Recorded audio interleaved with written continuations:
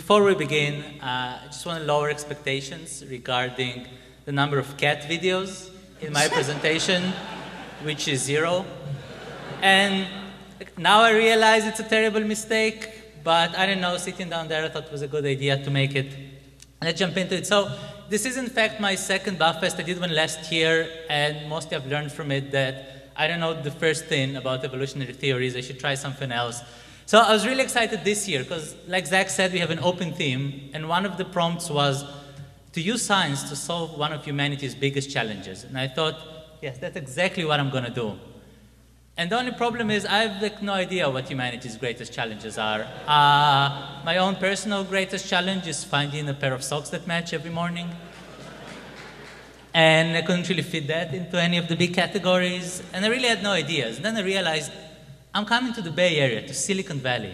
This is where the world's smartest and most creative people put all their talents in tackling the big issues, the one that really humanity needs a solution for.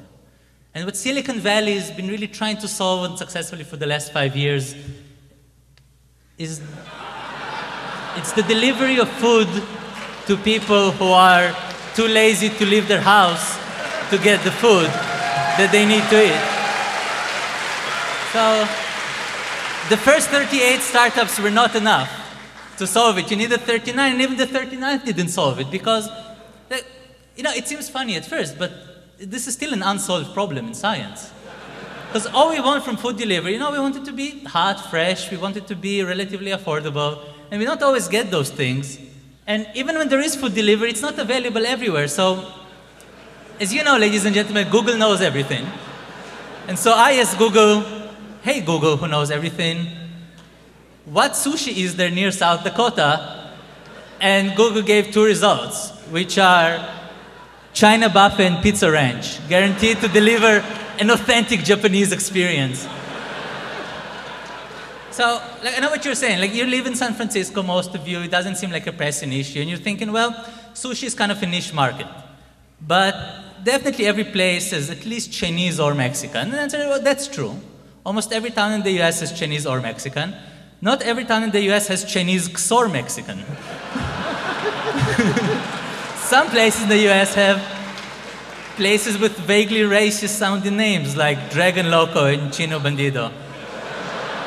But I kept thinking about it, and even this, that's not the big issue with food delivery. The one problem that really people have been thinking about for centuries and couldn't figure out is no one has any idea how much you're supposed to tip the delivery person who comes. So this is a rare photo of Einstein trying to order pizza for a physics conference in 1932. And he's trying to figure out, does it depend on the weather? Does it depend on the number of boxes? So he figured out it's like less than a waiter, but like more than 0, and he declared that some things humanity will just never figure out. So this is the challenge that I set myself. My challenge is delivering food to you, making sure it gets to you hot, it's fresh, it's affordable. And most importantly, I'm going to give you like a real authentic food delivery experience. Better than what your hipster friends are getting. Because the most authentic Chinese food they know is in Chinatown. And I'm going to get you Chinese food from a town in China. And now there's an obvious objection, which is China is far.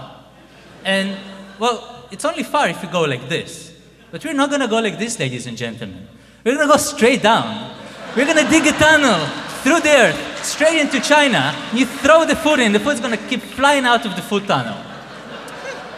So here's how it works. It's a concept in physics called the gravity train. So apparently when something is flying towards the center of the earth, it doesn't feel any gravity from the... Anyway, I asked a physicist friend of mine. He confirmed the theory. It actually works. You dig a tunnel between any 2 points and it magically comes flying out the other side, powered by gravity alone.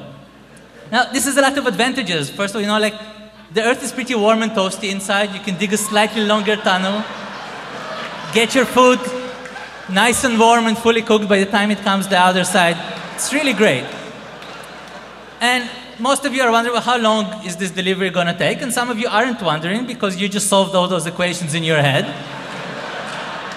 And the answer is those are the actual equations for a gravity train. It comes out to 42 minutes. And 42 is an answer to a very important question. And that question is, how many minutes is less than the 87 minutes it took for the Indian food to get to my place yesterday when I was putting the final desperate touches on this presentation.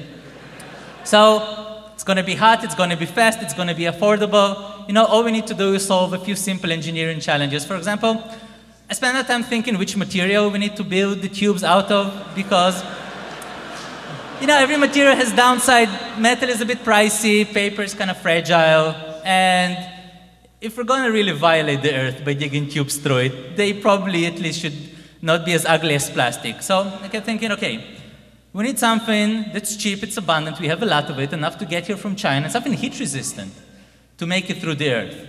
And it's pretty obvious, we're going to use styrofoam. And the only challenge was, well, where are we going to get enough styrofoam to build the tunnel? And then I opened the newspaper.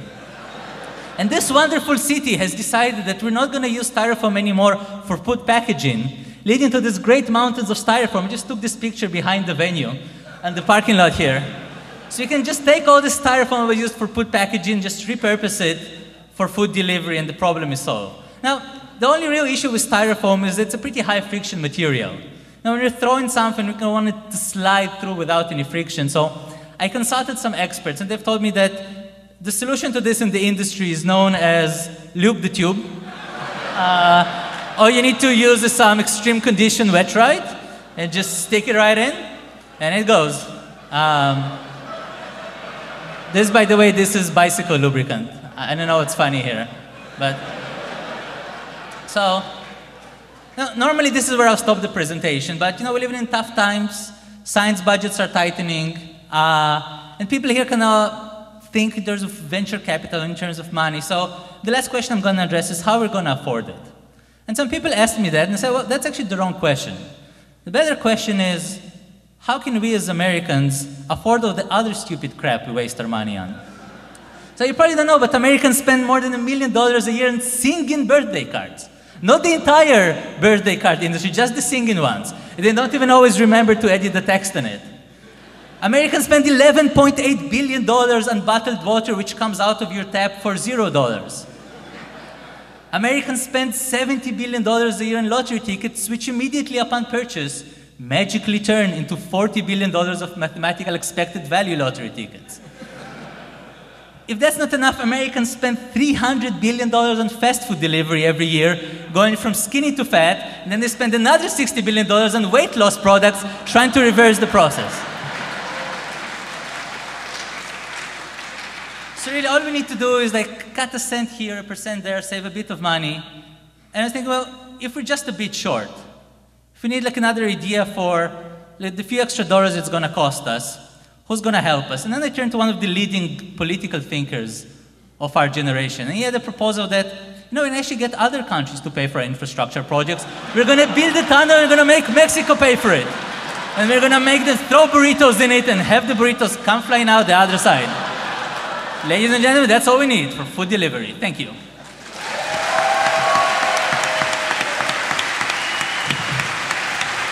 Jacob Falkovich, come back up to the stage. Jacob, come back up.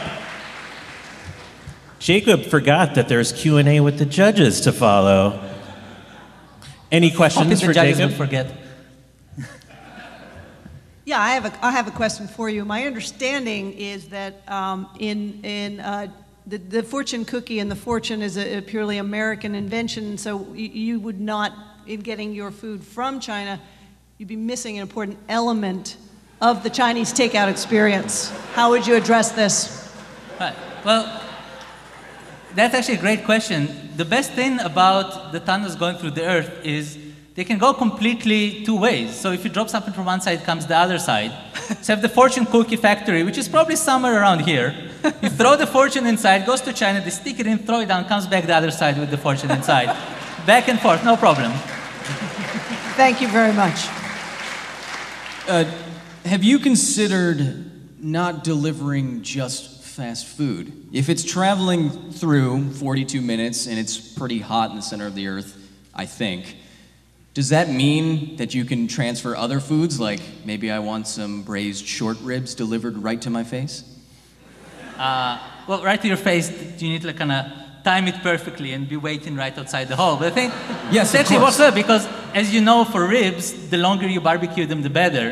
So you can like kind of plan a slightly longer orbit, have the ribs kind of slowly cook on the way, going through the asthenosphere, through the magma, you know, just as long as you need to cook them perfectly. I know you're a connoisseur. Jacob, I enjoy fusion cuisine.